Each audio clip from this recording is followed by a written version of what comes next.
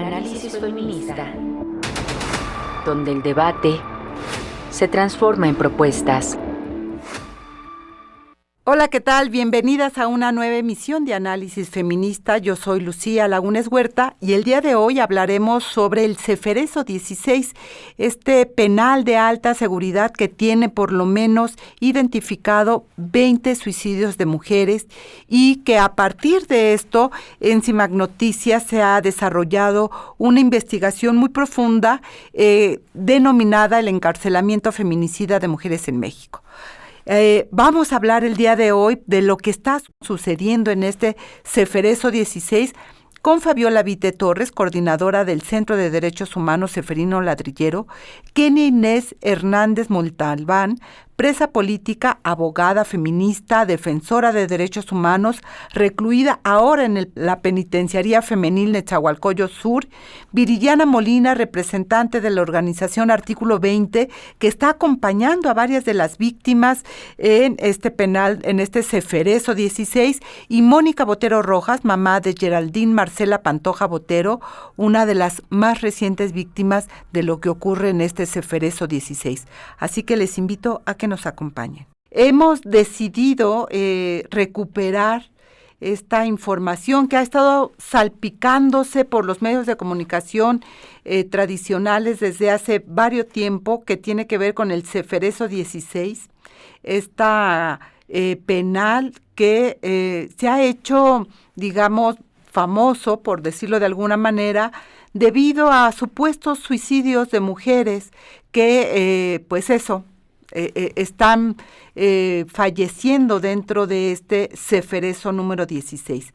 Desde CIMAC Noticias se hizo un reportaje muy importante que además le invito a leerlo, a consultarlo, que se llama El encarcelamiento feminicida de mujeres en México, que aborda precisamente lo que está ocurriendo en este penal, que está llevando a las mujeres a suicidarse, cuáles son las condiciones que tienen que enfrentar las mujeres recluidas en este Ceferezo, que las lleva algunas, lo hablaremos en su momento, con algunas voces, algunas mujeres que estuvieron internas y una mamá de una de las mujeres que este año supuestamente se suicidó, y yo insisto con el supuestamente porque no es normal que en un Ceferezo por lo menos 20 mujeres en diferentes momentos se hayan quitado la vida. Esto te habla de que hay algo dentro de ese penal que está provocando que las mujeres, precisamente porque es un penal femenil, es un penal de alta seguridad para mujeres, estén quitándose la vida. Y para hablar de este tema tenemos a varias invitadas, las cuales agradezco en su momento, las iré presentando. Por lo pronto presento a Fabiola Vite Torres, coordinadora del Centro de Derechos Humanos Ceferino Ladrillero. Fabiola, buenos días, ¿cómo estás? Hola Lucía, buen día, muy bien, gracias. Muchísimas gracias. Estamos esperando enlazarnos con la defensora Kenia Inés Hernández Montalbán.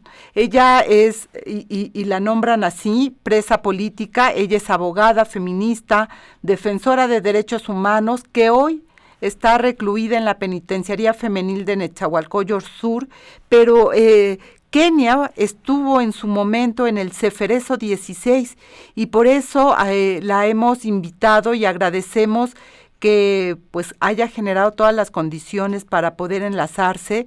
Esperamos que en unos minutitos esté ya aquí con nosotras, porque ustedes saben que desde un centro penitenciario no es fácil tener la comunicación al exterior. Doblemente agradecida con Kenia por estar con nosotras. Tendremos en su momento también a Viridiana Molina, ella es representante de la organización 20, y Mónica Botero Rojas, que es mamá de Geraldine Marcela Pantoja Botero, que es una mujer que estaba en el Ceferezo 16 y también perdió la vida. qué pasó ahí, qué sabe la mamá de Geraldine que ocurrió con su hija, pues es parte de lo que vamos a estar dialogando. Y en lo que entra Kenia y en lo que van ingresando las demás, Fabiola, me gustaría que arrancáramos con una reflexión de lo que implica para las mujeres el contexto de estar privadas en libertad y qué es lo que tienen que pasar en este tipo de centros penitenciarios. Sí, bien, mira, compartirte primeramente que esta reflexión, de hecho, no es mía, es una reflexión que Kenia me comparte. Lo que ella dice, primeramente, las mujeres llegan a los centros penitenciarios por dos razones: por estar en el lugar equivocado o por estar con el hombre equivocado. De hecho, esta expresión surge el año pasado, en el 8 de marzo, de hecho, donde hicieron una reunión de reflexión algunas mujeres presas internas que estaban en Ecatepec. Y a eso llegan, a esa es la razón primeramente. La forma en la que están ahí y cómo terminan ahí es muy lamentable porque vienen de juicios muy seguramente con falta de perspectiva de género. Es decir, acusan al hombre, a su pareja, y como si fuera la costilla todavía de Adán, va incorporada en ese castigo. Llegan a ese centro penitenciario, al que sea, y después viene un traslado que las manda al Ceferezo 16. Y eso además las separa de su familia. Y aquí es algo muy importante. Primeramente, en los centros penitenciarios locales difícilmente tienen visita. Las visitas para los hombres son largas filas de mujeres, madres, esposas, hijas, hermanas, sobrinas. Y en cambio, en el tema de mujeres, sí son mujeres también mayoritariamente, son contados los hombres y es mucho menos. ¿Por qué? Porque se prefiere, las internas prefieren, mamá, mejor en lugar de verme a mí, termina de ver a mis hijos. Priorizar, y eso lo hemos hablado también en diferentes momentos aquí en el programa con otras invitadas, las mujeres internas nunca dejan de maternar. Ellas siempre están al pendiente de sus hijas, siempre están al pendiente de, pues, resolver precisamente estas condiciones que se van enfrentando. Fabiola, quisiera que profundizaras en esto que decía Kenia. Las mujeres entran por estar en el lugar equivocado o con el hombre equivocado. De alguna manera ya tocaste decir las parejas de las mujeres que cometen algún delito, los hombres con los que ella se relaciona que cometen algún delito, pues luego son llevadas, digamos, o son acusadas también por ser parte de la pareja, y de repente pensé en la novia en su momento de francesa, esta Florence Cassés, que vivió todo lo que vivió por tener como pareja a este personaje, porque a ella nunca se le demostró realmente que fuera parte de esa célula que estuviera en esas condiciones. Pero, ¿qué significa estar en el lugar equivocado? ¿Qué quiso decir Kenia? El lugar equivocado es una mujer que fue detenida arbitrariamente, que se le fabricó un delito, que no lo cometió, que por ser indígena, por no hablar la lengua español, por no entender el proceso, que era lo que estaba sucediendo durante su juicio, terminó encarcelada. No hubo un debido proceso, no hubo una debida investigación, procuración de investigación, y entonces terminan presas, muy generalmente por delitos que no cometieron. Por eso es el lugar equivocado. Muy bien. Tomamos la llamada de Kenia desde el penal. Kenia, buenos días. Hola, ¿qué tal? Buenos días, compañera. Buenos días, Kenia. Pues un gusto tenerte acá con nosotras, escucharte. Te agradezco doblemente que estés aquí por lo que implica para ti que estás en la penitenciaría femenil de Nezahualcóyotl poder enlazarte, así que doblemente gracias por estar aquí. Y entremos, Kenia, en materia.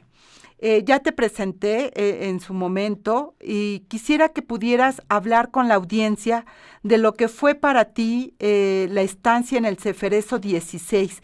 ¿Cuánto tiempo estuviste ahí y qué fue lo que viviste? Hola, ¿qué tal, compañeros, camaradas? Buenos días a todas. Pues en efecto estuve en el Ceferezo 16 3 meses, desde octubre del 2020 hasta enero del 2024. Lo que viví allí fue una experiencia bastante, yo creo que una de las más grandes que he tenido en mi vida en todos los sentidos, ¿no? Tanto de dolor como de aprendizaje y de resiliencia, por supuesto. Creo que todas las mujeres tenemos esa capacidad para que aún en el peor de los dolores podamos sacar lo mejor de nosotras. Y eso fue lo que yo intenté hacer en el Ceferezo 16. Durante un tiempo me tuvieron aislada totalmente de toda la población en un pabellón de máxima seguridad que tiene 16 celdas. 15 celdas estaban cerradas totalmente y solo la mía estaba abierta. No tenía acceso absolutamente a nadie más que a las que me entregaban la comida, a las custodias que me pasaban la lista. Y pues bueno, ahí estuve yo totalmente aislada. Para moverme de un lado a otro me movían las comandantes, no dejaban que me juntara absolutamente con ninguna población, por el hecho de que yo fuera a organizar a la población en contra del centro, ¿no? Para exigir sus derechos, el respeto a sus derechos humanos. Me atravesé por 2 situaciones difíciles de salud, intoxicaciones. La primera fue a finales de marzo, principios de abril del 2021, y la segunda fue en donde estuvimos intoxicadas más o menos unas 30, según supe por área médica, porque incluso no me dejaban que me juntara con más población. Y en la segunda, ya cuando yo podía estar más cerca a la población, ya cuando ya un poquito ya me soltaron, que fue en la de septiembre del año 2022, ¿no? Entonces esa fue la segunda intoxicación masiva, que tuvimos más o menos como unas 800. Me tocó también tener que presenciar al menos en un caso me tocó ver como una chica intentaba quitarse la vida, como hay tantos casos. Se tienen registrados que más o menos entre junio del 2023 y diciembre del 2023 hubo 200 intentos de suicidio. De esos 200 intentos de suicidio hubo al menos 19 chicas que sí perdieron la vida, ¿no? En esos intentos. En los demás 180 casos, pues la policía sí alcanzaba a llegar a tiempo para descolgarlas, ¿no? En los otros 20 no alcanzaron a llegar a tiempo, ¿sí? Kenia, ¿cuáles son? Tú hablas de un aislamiento, de intoxicación, pero ¿qué era el día a día? ¿Cuánto tiempo estuviste aislada? ¿Y cuáles son las condiciones que están ocurriendo en este ceferezo que lleva a 200 intentos de suicidio? ¿Qué pasa con ustedes una vez que ingresas en ese ceferezo? Porque estamos hablando de un tema de salud mental que no está siendo atendido en dado caso por las autoridades y que está dejando precisamente que las mujeres, pues eso, intenten quitarse la vida frente a lo que están viviendo. Ya de por sí, perder la libertad debe ser uno de los shocks más fuertes. Y después, ¿qué pasa en ese reclusorio? ¿Cómo es un día cualquiera? Mira, yo tengo 1 o 2 meses que no estoy en el penal de máxima seguridad en el Federal de 16, que estoy acá en el Estado de México. Yo no sé si en estos momentos la autoridad ya ha atendido. Me parece que también como sociedad civil reaccionamos demasiado tarde, me parece.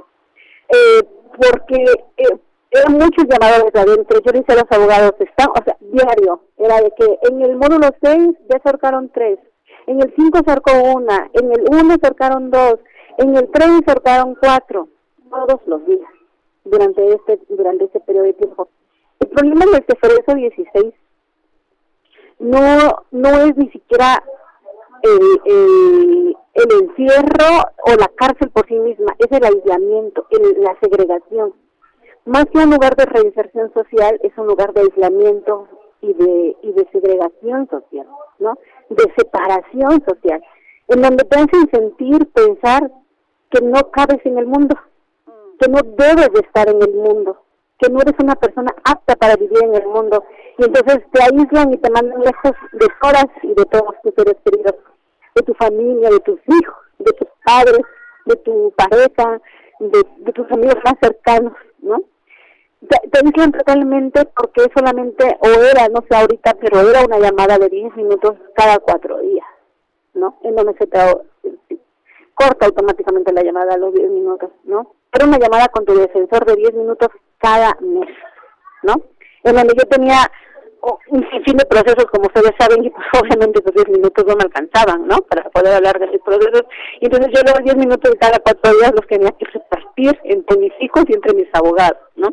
Después ganamos una resolución de un juez de Morelos en el que me daba llamadas diarias con el defensor público, y pues me mantenía como en las llamadas también con los otros defensores del Ceferino Ladrillero, y entonces sí ya podía usar las llamadas de 10 minutos con mis hijos. En esos 10 minutos yo intentaba ver cómo estaban en la escuela, repasar con ellos las tablas de multiplicar, repasar con ellos las capitales del país y del mundo, repasar con ellos los libros de la Biblia, inculcarles principios, valores, ¿no? Entonces, en esos 10 minutos hablar con mi mamá, preguntarle cómo están, etcétera, ¿no? Pedir material de trabajo para que yo pudiera trabajar y sostenerme, porque a mí lo que me ayudó bastante en el Cefareso fue mantenerme siempre ocupada trabajando mis artesanías, ¿no? Durante mucho tiempo estuve en máxima seguridad, hace 2 años, año 10 meses para ser exacta, y era todo el día estar encerrada, solamente era 1 hora diaria de patio exterior, y sin embargo eso era con protestas, porque la regla Mandela número 23 dice que es 1 hora diaria en el patio al exterior, y no nos la daban siempre. Tenía que poner letreros frente a la cámara para que nos dejaran salir al patio, tenía que estar insistiendo en huelgas de hambre para que sí quedara sentado en documentos para que sí pudiéramos salir al patio, ¿no? Entonces eran batallas tras batallas todos los días para que se nos respetaran los mínimos derechos humanos establecidos ante las Mandela, ¿no? Entonces, sí. Kenia, esa era tu condición por considerarte pues que tu actividad de defensa, tu actividad política era peligrosa, por eso tu reconocimiento como presa política desde las organizaciones que te acompañan. Para el resto de las mujeres en el Ceferezo 16, donde tal vez en una celda compartían con otras compañeras, ¿qué tipo de actividades tienen? No sé si sabes, pueden salir al patio de manera más continua, en qué tipo de labores trabajan para poder hacerse de recursos, tenían actividades recreativas, terapéuticas, derecho al ginecólogo, ¿cómo era todo esto? De entrada no hay ginecólogo o no había ginecólogo, los 3 años que estuve allá no hubo ginecólogo en el Cefareso, ginecóloga, nunca hubo. Hubo otras campañas una vez cada 2 años, una me tocó una vez, o sea, a mí nunca me revisó la ginecóloga para pronto, ¿no? Durante todo el tiempo que yo estuve en el federal. Médico general, sí, y solamente había 2 médicos generales que se tenían que hacer trizas para poder atender una población de 1,100, o sea, un solo médico de guardia, ¿no? Entonces salía y entraba la otro médico. Así estaban las condiciones, no sé si ahorita ya haya más. En cuanto al tema de las actividades, digamos que el Ceferezo está clasificado en 3 secciones. Hay 10 módulos, pero hay unos módulos que son de máxima, otros módulos que son de mediana y 2 módulos de mínima.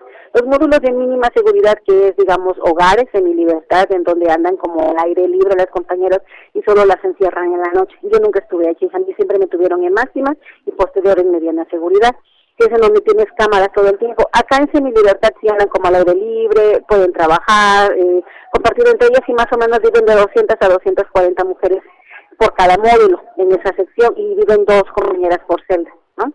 En mediana seguridad igual son 2 por celda, pero son pabellones, es decir, es más un claustro, ¿no?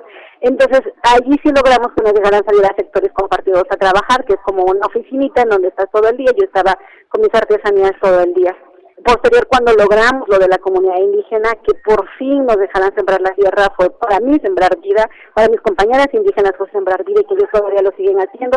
Fue una lucha y un logro que se tuvo gracias a la perseverancia de insistir en los derechos de las comunidades indígenas aún en la prisión, ¿no? Y entonces logramos que se nos dejara sembrar la tierra, y hasta la fecha, ¿no? Hasta la fecha se sigue, las compañeras siguen siendo beneficiadas de ese contacto permanente con nuestra madre tierra. Este es un penal que está, digamos, administrado por Carlos Slim. Lo que se ha podido comprobar es parte de un convenio con la empresa Inbursa. Las autoridades, pienso en la Comisión Nacional de Derechos Humanos, ¿alguna otra autoridad visitaba el penal para ver en qué condiciones estaban ustedes? Hacían visitas, digamos, que como protocolarias.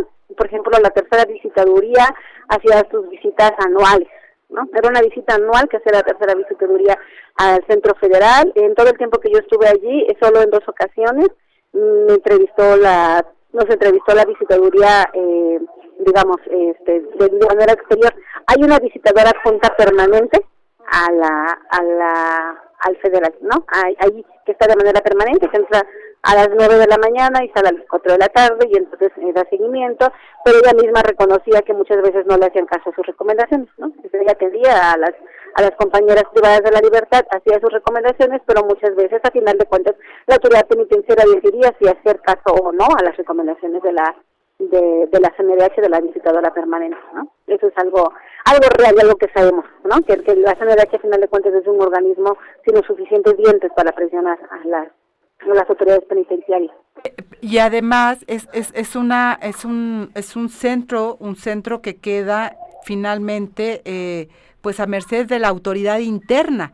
Ellos son finalmente los que toman decisiones, los que administran este centro, y no hay ninguna otra mirada más allá de la CNDH, por lo que entiendo que estás diciendo, Kenia.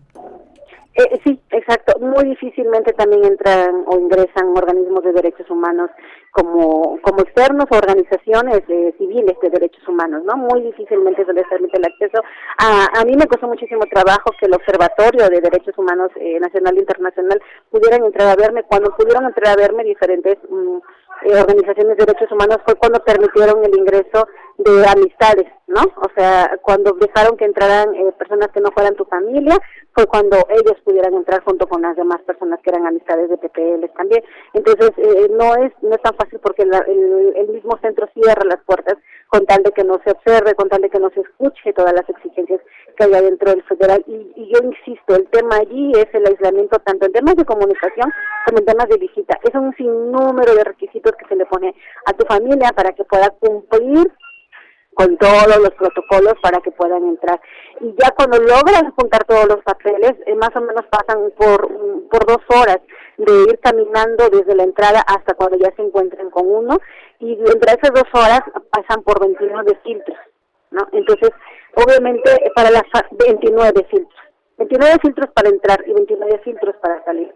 Entonces, para la familia es muy desgastante. Esa es la razón por la que mi mamá dejó de ir. Mi mamá iba, pero dejó de ir porque mi mamá estaba muy enferma, y para mi madre era muy desgastante emocional y físicamente poder estar yéndome a ver desde Guerrero a Morelos, y que además Guerrero colindando con Oaxaca, que es de donde soy yo, Huaca hasta Morelos, que eran 10 horas de camino, y todavía encima llegar y tener que ir caminando 2 horas, pasando por 29 filtros, y para allá era muy desgastante para hacer artritis y diabetes.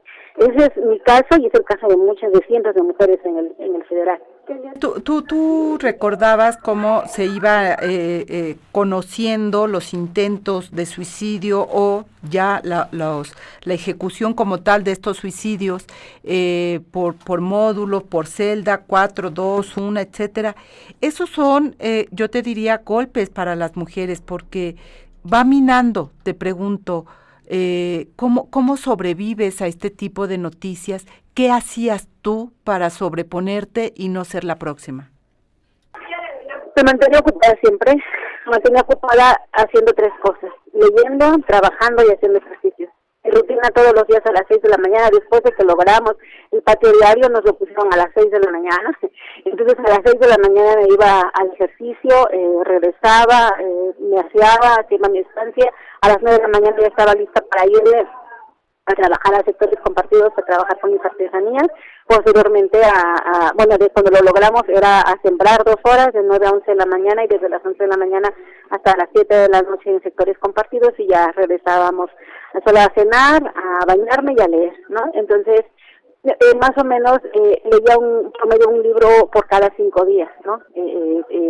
Hasta el año pasado llevaba más o menos de 80 a 90 libros por año. Entonces eso fue lo que a mí me ayudó bastante a mantenerme sensata, a mantenerme cuerda, y por supuesto la determinación, porque ese es el punto principal al que quiero llegar, porque también entiendo que participarán más compañeras, la determinación de no tomarles ni una sola pastilla de medicamento controlado, porque sí intentaron dármela. Cuando yo empecé a presentar problemas de columna, por el tema de estar bordando, me quisieron dar pregabalina. Yo sabía que era medicamento controlado y que genera adicción. Y yo dije, no, no les voy a tomar ni un solo medicamento. Es más, no les voy a tomar ni una sola pastilla, porque considero más bien que uno para estar bien no necesita,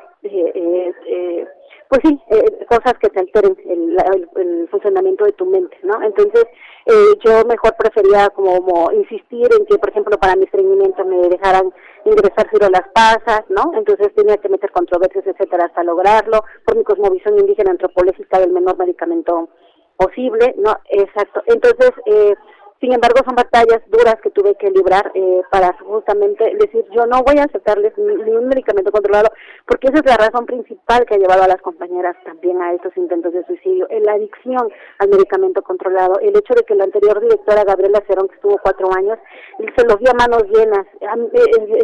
El médico general le removió la conciencia de tener que estar suministrando el medicamento controlado, y un día me dijo, ya no aguanto, voy a renunciar, mi conciencia, mi ética como médico no me permite estarles dando medicamento controlado cuando sé que en lugar de ayudarlas las estoy perjudicando, pero son órdenes de la directora que se los tengo que dar para mantenerlas tranquilas. Yo ya no puedo, y renunció, ¿no?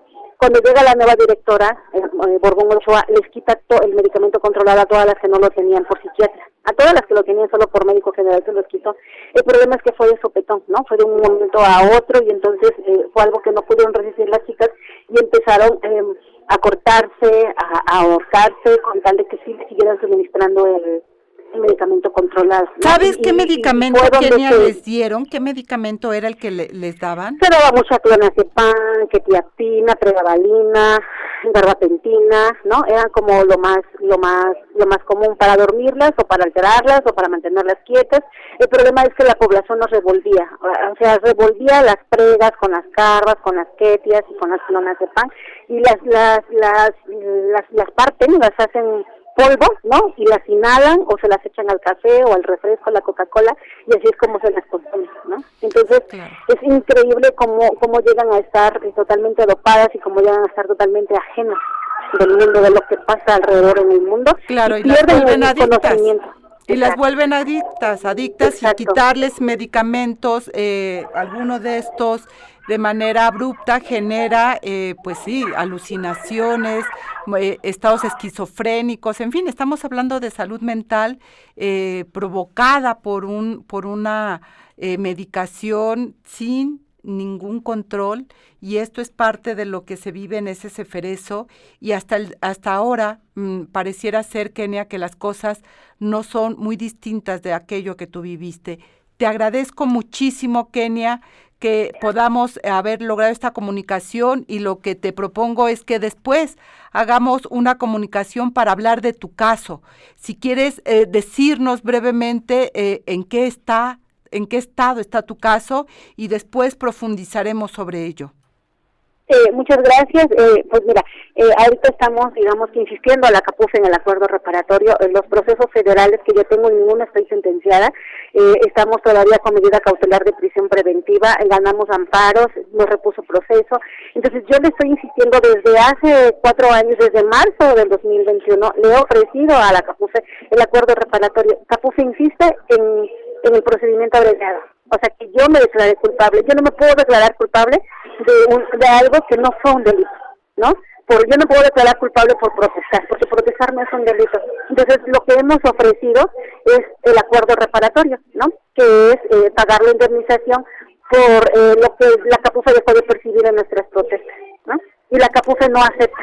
Y la CAPUFE no acepta porque quiere que yo me declare culpable. Entonces, estamos en ese intento por primera vez, bueno, más bien por segunda vez, porque la primera vez dijeron sí, lo vamos a ver, pero los 15 días dijeron que no, eso fue hace 3 años y medio, y hoy la CAPUFE de mutuo propio dijo, vamos a intentar llegar al acuerdo reparatorio. Esto tuvo que ver con un tema ahí también de que los compañeros en Guerrero presionaron con la llegada de Sheinbaum a Guerrero, no le iban a permitir como hacer abiertamente sus actos si no había avances en mi libertad, ¿no? Y fue cuando la CAPUFE dijo que íbamos a intentar llegar al acuerdo reparatorio, pero eso fue desde el 14 de enero y hasta ahorita, casi 2 meses, bueno, 1 mes y medio después, todavía no tenemos una respuesta concreta de CAPUFE de sí al acuerdo, ¿no? Pues posterior a esto ya me tendré que enfrentar a los procesos del Estado de México, que ahí es donde tengo las sentencias condenatorias de manera injusta, donde me acusan de haber robado 500 pesos de un celular, y por eso es la sentencia de los 20 años de prisión. Entonces demostré con geolocalización que yo ni siquiera estuve en el lugar de los hechos, fotografías testimoniales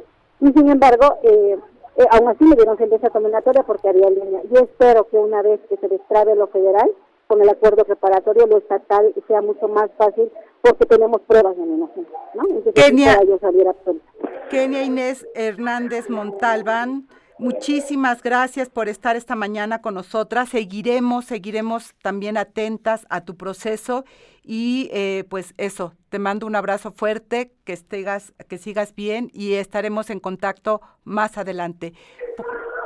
Muchas gracias, un abrazo a todas y a todos los que nos están escuchando, por favor. Sigamos luchando para hacer de esto un mundo mejor.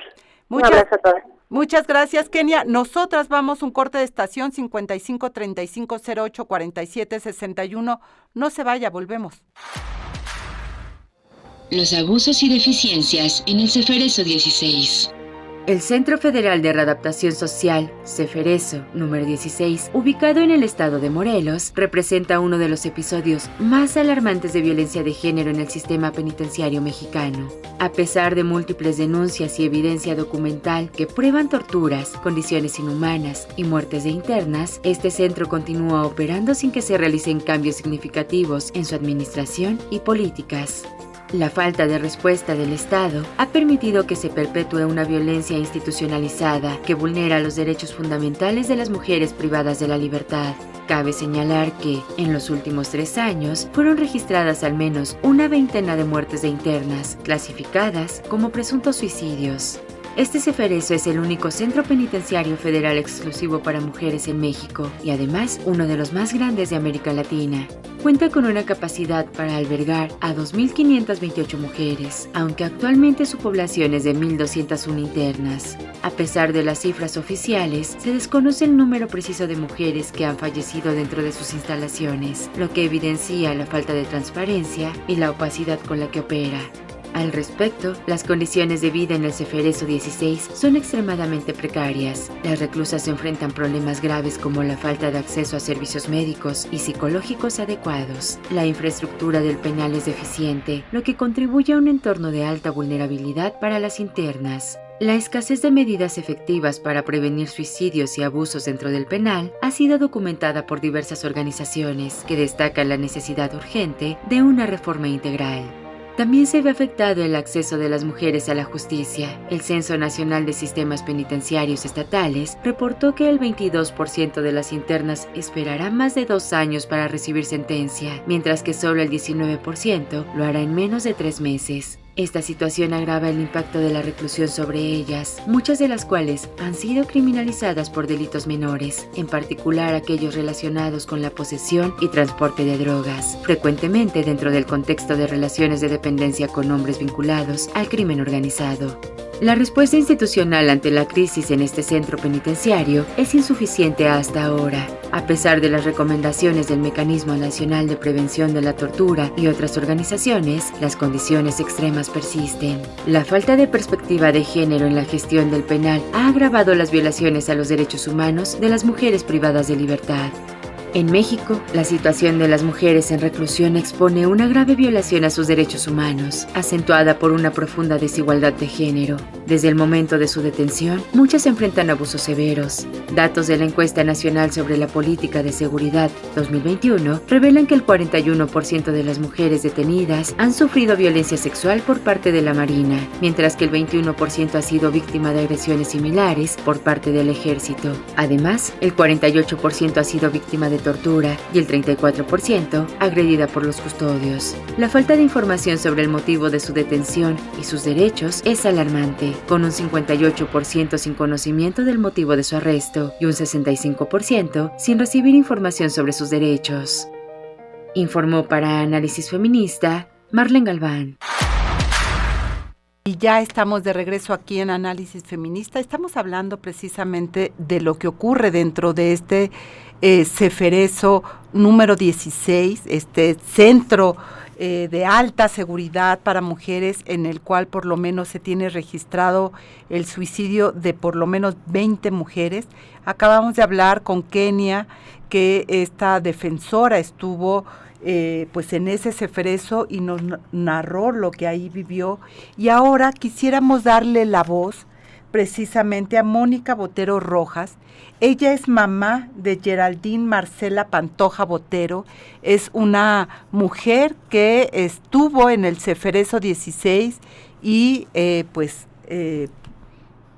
las indicaciones de la autoridad dicen que se suicidó. Viridiana, entiendo que estás junto con ella, con Mónica.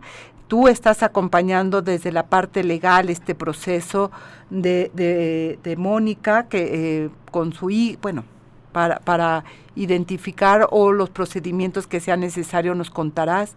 ¿Está al lado tuyo Mónica? ¿Podríamos hablar con ella? No.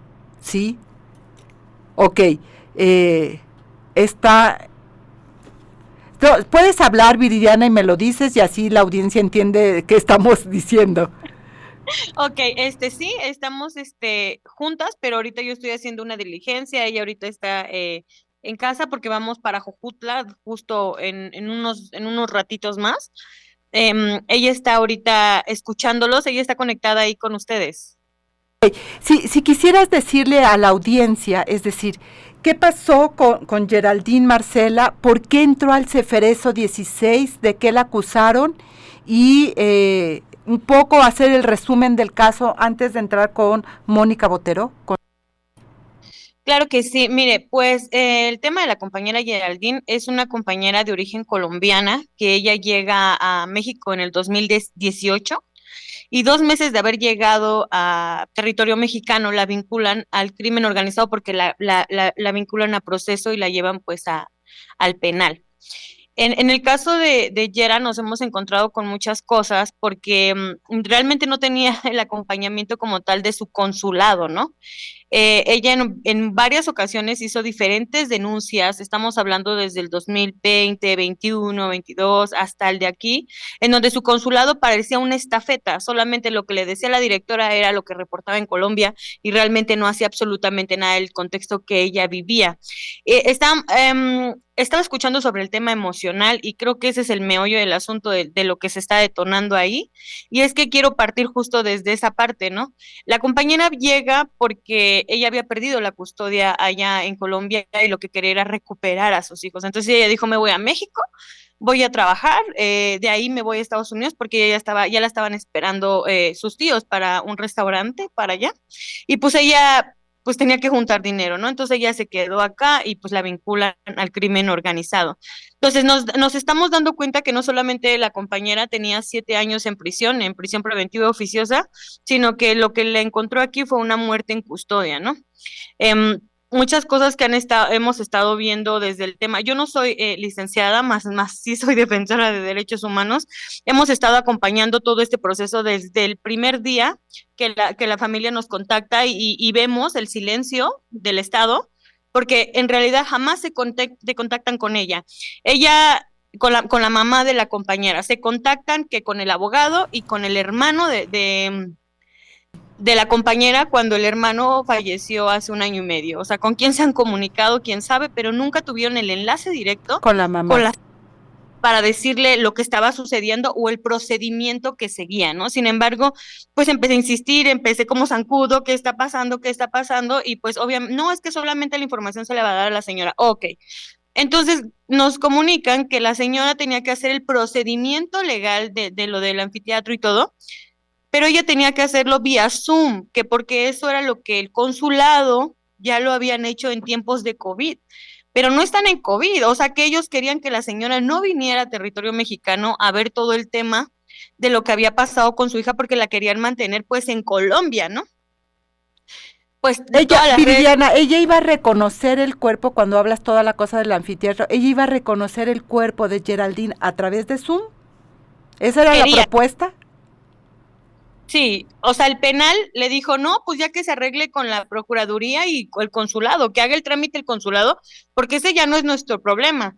Pero curiosamente, desde el 2022, cuando nosotros empezamos a redactar de todas las muertes que estaban siendo por el tema de los traslados ilegales que realizaron, a todas las víctimas les decían, sí, yo cubro el rubro nada más hasta el ataúd, y ya tú de ahí para que te la lleves a Monterrey, a Acapulco, a Sinaloa, donde sea, tú lo cubres. Pues, ¿cómo crees? Tú las trasladaste, tú pagas, ¿no? Entonces, a partir del 2022, que se empezó a hacer presión, a hacer visible lo que estaba haciendo el penal y sobre todo que se les llevaron cámaras, porque solamente así es como reconocen que el Estado tiene que responder porque son muertes en custodia y aparte la familia no las trasladó, la trasladó el órgano, las trasladó el tema penitenciario, entonces ellos se tienen que responder. Entonces, aquí lo que ellos decían, y tenemos papeles, le decían, nosotros solo cubrimos el tema del tema del cajón, del procedimiento, y se lo entregamos hasta el aeropuerto de la Ciudad de México. ¿Cómo crees? O sea, primero hay que ver qué dice el Ministerio Público sobre el tema de su muerte, ¿no? Y bueno, ha sido como todo esto muy frustrante porque el Estado ha estado en silencio. Hasta la fecha, el órgano administrativo no ha tenido contacto con la señora. Yo entiendo que a mí me tienen como en un concepto de porque protesto, conmigo no quieren tener enlace ni comunicación, porque eso lo hicieron la vez pasada con el tema de Consuelo. Como fui y protesté al órgano, ya no quisieron tener comunicación conmigo, ¿no? El mismo comisionado. Pero con la señora, o sea, la señora es una... A propósito de Mónica, que ya está aquí, agradezco muchísimo. Si te parece, entramos con ella, ¿no? El contexto que has dado, Viridiana, es muy valioso y te agradezco muchísimo. Seguiremos conversando, pero quisiera escuchar a Mónica Botero Rojas. Ella es mamá de Geraldine Marcela Pantoja Botero. Hoy, por lo que nos narras, Viridiana, 7 años en prisión preventiva. Mónica, buenos días, gracias por estar acá. ¿Qué te han dicho las autoridades de lo que ocurrió con tu hija en el Ceferezo 16? Buenos días, ¿me escuchan? Te escuchamos, muchas gracias. La situación no es muy clara, o sea, lo que me han reportado no es muy claro. Se están haciendo investigaciones, se siguen las investigaciones porque realmente no están aclarados los hechos. ¿Eso qué quiere decir? ¿No saben cómo murió? No, o sea, no han aclarado la situación. Yo pido, o sea, hice mi petición de que se haga la investigación rigurosa para saber cómo fue o por qué o cómo, o sea, que me aclaren las cosas porque realmente no tengo claridad en eso. Mónica, ¿tú tenías comunicación con Geraldine? Sí, señora. Sí, pero pues no era constante, ¿no? Le permitían una llamada una vez a la semana y una videollamada una vez al mes. ¿Qué te contaba ella, Mónica, de cuál era su situación en México? ¿Por qué estaba recluida? Que la habían cogido con otras 2 chicas colombianas, con Ana María y otra, y lo que le habían dicho que era por delincuencia organizada. Pero las detuvieron y ¿qué encontraron para decir que era delincuencia organizada? Nada, es que eso es lo raro, porque nunca tuvo un juicio, ella estaba en prisión preventiva oficiosa y 7 años para averiguar, investigar eso, o sea, eso me parece mucho tiempo, dilatar un proceso tan largo, mientras tanto mi hija sufría torturas, presiones, o sea, muchas cosas injustas en ese penal. ¿Cuándo fue la última vez que tú hablaste con Geraldine? ¿Te recuerdas?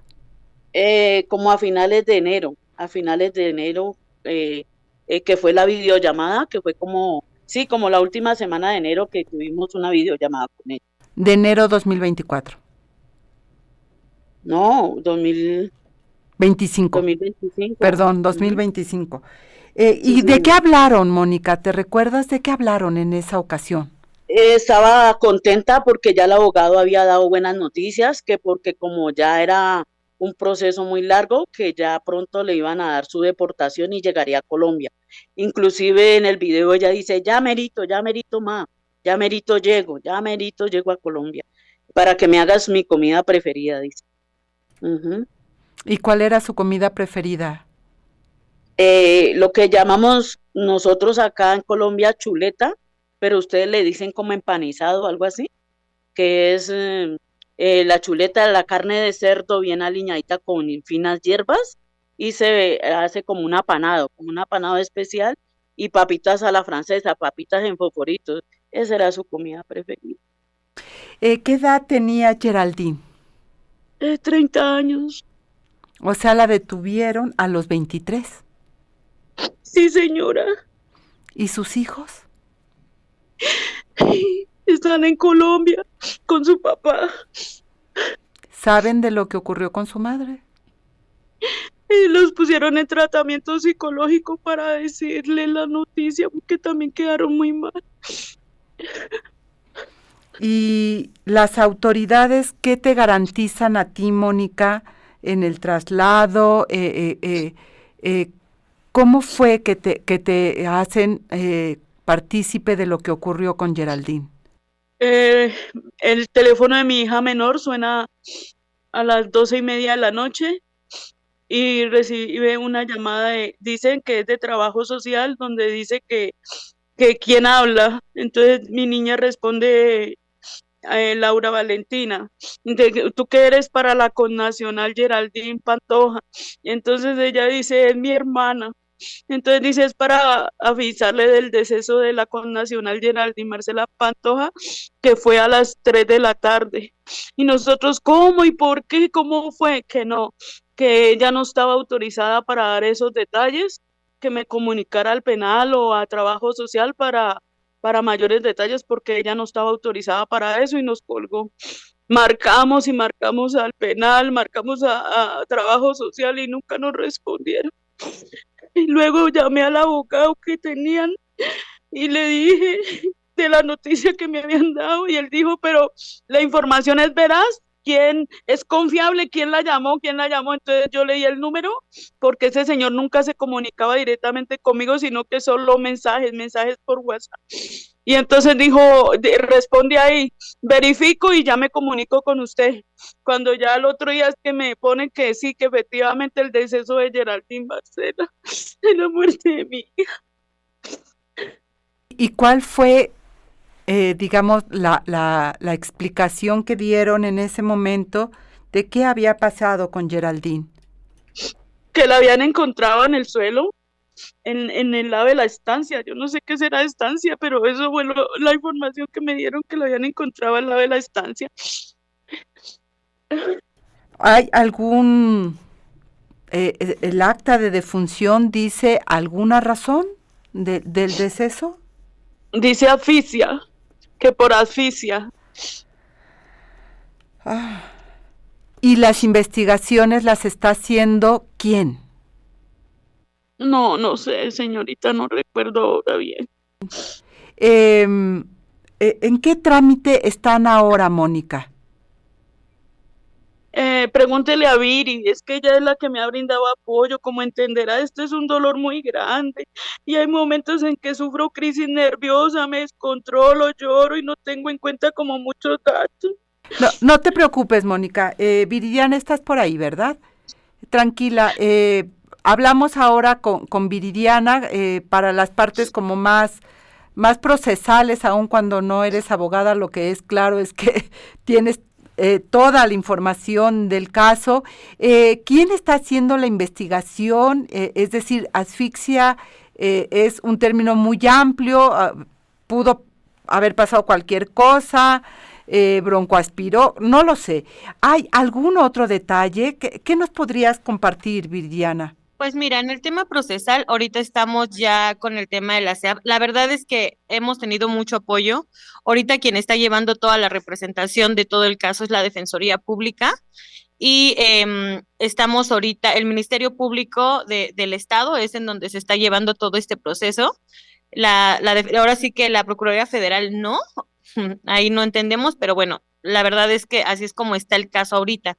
Ahorita estamos en el tema del trámite de la SEAP, en donde sí nosotros queremos denunciar a la SEAP, ya sea también de la Ciudad de México y del Estado, en donde yo estoy acostumbrada a que, no sé, en las procuradurías siempre, ¿no? O te torturan, te maltratan, te ignoran, no te apelan, pero creo que en la CEAP también están como que ya traen la misma escuela, ¿no? O sea, nos ignoran, no nos dan ni siquiera como la facilidad de con quién llamarnos o poder ver a los mismos trabajadores de los cargos que llevan, ¿no? Creo que rezas y ves a Dios, pero a un trabajador de la CEAP casi imposible, ¿no?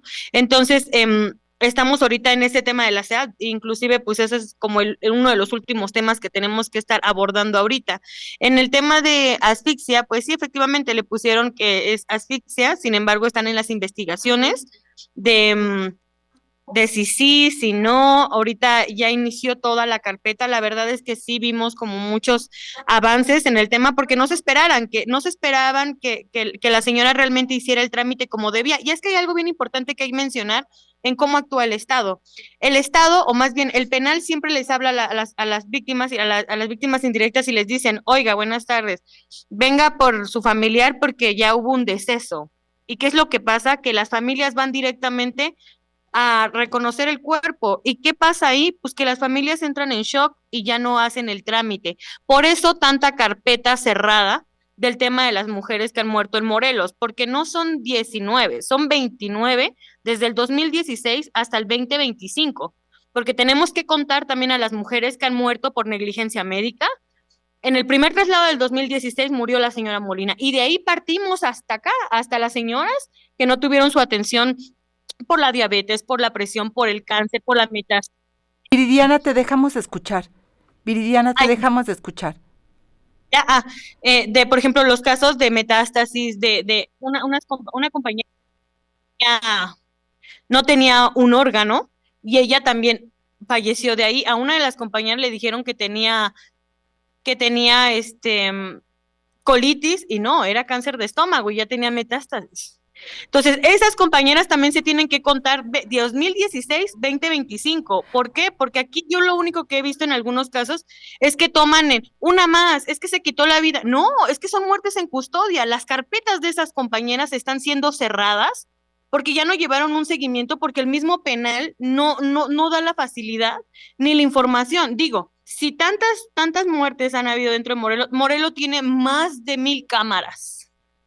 Es un penal de máxima seguridad. Ellos saben perfectamente qué pasa y todo se aclararía pues con que presenten sus cámaras, ¿no? En cada uno de los casos. Es decir, para entender y para la audiencia quede claro, una vez que los familiares llegan, reconocen el cuerpo, lo que tendría que ocurrir es que iniciara una investigación interna para saber qué ocurrió, cómo es que murió esa persona, para entender. Perdóname. Lo que yo pude detectar es que todas las familias llegan directo al shock. En el momento que ven el cuerpo, obviamente ellas que dicen, desisto de todo. A mí nada más entrégamelo, me lo llevo y no ven la parte de atrás jurídica, que es una muerte en custodia y que el Estado tiene que ser responsable de esto. Eso, el Estado tiene que ser responsable de lo que ocurrió porque estaba a cargo de las personas privadas de la libertad, que tendría que haber garantizado sus condiciones para que pudieran llevar el proceso legal que estuvieran llevando en condiciones dignas de seguridad, de atención médica en todos los sentidos. Y nos quedan 2 minutos, Viridiana, para cerrar esta conversación y Fabiola, agradecerte también que hayas estado con nosotras. También, Mónica, gracias por estar, pero no quisiera cerrar esta conversación, Viridiana, sin que aclaráramos lo que viene después. ¿Son homicidios o son en custodia y el Estado tiene que investigar lo que ocurre ahí? Claro, pues que están en custodia ahí. Y aquí en de Geraldine no solamente están las autoridades mexicanas, sino también las colombianas, porque el consulado tuvo que haber hecho acción de las denuncias que hacía la señora Botero y también la compañera Geraldine, y sin embargo no llevaron un seguimiento. Y yo lo único que puedo decir, que lo peor que le pudo haber pasado al Ceferezo 16 es la existencia de Gabriela Cerón. Ella fue la que metió la bomba ahí para que todo se detonara. Fabiola, Vite, solamente para aclarar, todo lo que ocurre en un penal es responsabilidad de la autoridad. Por supuesto que sí, por supuesto que sí. Ahí, desde el momento de la prisión preventiva, desde ese momento ya el Estado se está haciendo cargo de quienes están ocupando esos espacios. Es obligación del Estado respetar, proteger, garantizar, procurar, investigar y sancionar en el caso que sea necesario. Y lo que dice Viridiana es muy cierto. Es bastante cuestionable que en un penal de máxima seguridad donde todo son cámaras, donde siempre hay una custodia acompañando a las mujeres, no sepan o tarden tanto tiempo en llegar cuando están avisando, se está colgando, está pasando esto, ¿por qué tardan tanto tiempo si tienen cámaras ahí vigilando y que perfectamente podrían estar atentas? Y claro, no nada más es la reacción inmediata, sino tuvo que haber un tema de prevención, tuvo que haber llegado a eso. Yo te pediría, sigamos en contacto para saber qué va pasando en el Ceferezo 16, porque esto no termina aquí. Eso fue todo en este episodio de Análisis Feminista. Les invito a compartir sus comentarios en redes sociales y recuerde que pueden escuchar el resto de nuestros episodios en Spotify y SoundCloud. Análisis Feminista, donde el debate se transforma en propuestas.